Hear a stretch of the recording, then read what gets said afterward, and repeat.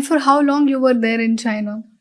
So I've traveled to China on and off for around 20 years now.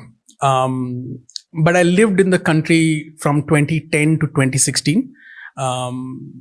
Parts of that was living in south of China for a couple of years and traveling across the country. My father has been a trader all his life. And for over 40 years, he's been doing contract manufacturing and exports from China.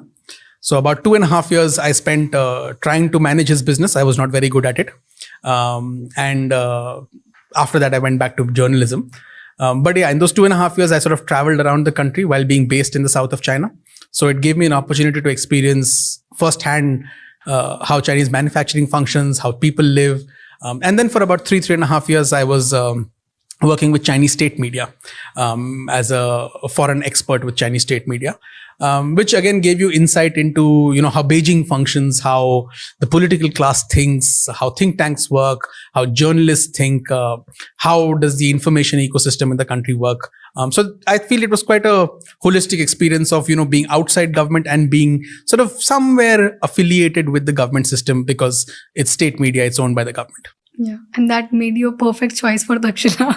All that experience. I hope that's how they look at it. So, Manu, China is also known as the manufacturing hub in the world, right?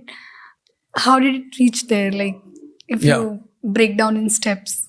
Yeah, I think that, if you go back to when the People's Republic of China was formed in 1949, it was a very, very poor country. Just like when India became independent, India had deep challenges. It was very poor.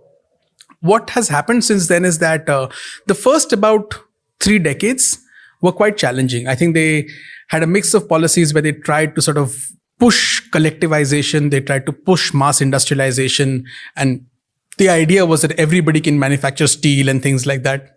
And that led to a lot of backyard factories, which were terribly poor, right? Which had poor productivity, poor output, and so on and so forth. In 1978, they launched a big reform initiative, which is called Reform and Opening Up, which essentially said that everything that is state controlled, which was basically everything in China, your entire life was state controlled, is now going to be liberated, right? We're going to gradually open these things. So from pricing reforms to market reforms to allowing private manufacturing started to happen gradually. You opened yourself up to foreign capital, foreign people, foreign investment, foreign technologies. And that allowed you to essentially broaden the scope of what you were doing. And gradually over a period of time, you started building manufacturing capacity because you had cheap labor. You were open to foreign capital and technology. And as sort of the years passed by, you stuck with that reform, despite deep internal differences. Around 2001, China joined the WTO, which I think gave it this rocket fuel to sort of launch into this next century. And that I think was a big change, right? You had access to Western markets, you had access to Western capital far deeply than what you had in the past. And the state policy incentivized through subsidies and through other means, for example, by keeping labor rights, by not being very stringent on labor rights, by allowing easy access to land, by subsidizing energy, water, things like that.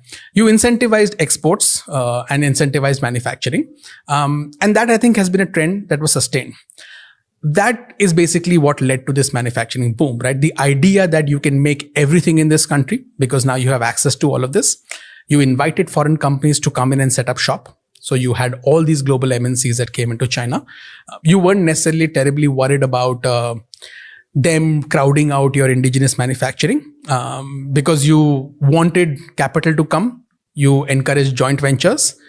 People learned how do you run these companies? How do you manufacture? What are processes? So from technology to processes to management, you learned.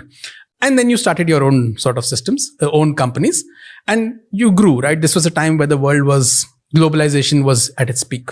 But how did these companies coexist with the Chinese government? So the Chinese government was very friendly. It was very, very friendly to foreign investors. It was very, if you're a foreign investor and you came into China, you were given the red carpet treatment. It's not the case now. It's changed now. It's changed significantly. But in that period, what had happened was that the party's objective was to grow economically, right?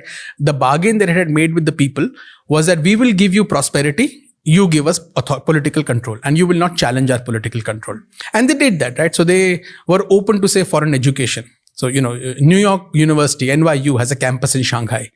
They were open to foreign experts, foreign scholars, foreign technology, foreign talent. And these companies came and they said, hey, look, I don't really care what your governance system is like, provided there is good enough facilities and a good business environment for me, and I can cater to the market. Because what companies want to do is make profits, right? That's their mantra. So the Chinese government said, great, we also want to make profit. Let's do business. Let's not do politics. And for about 15 years, that's what everybody did. And Chinese people made a ton of money. The Chinese government, became well off through export surpluses. Their foreign exchange reserves rose and so on and so forth.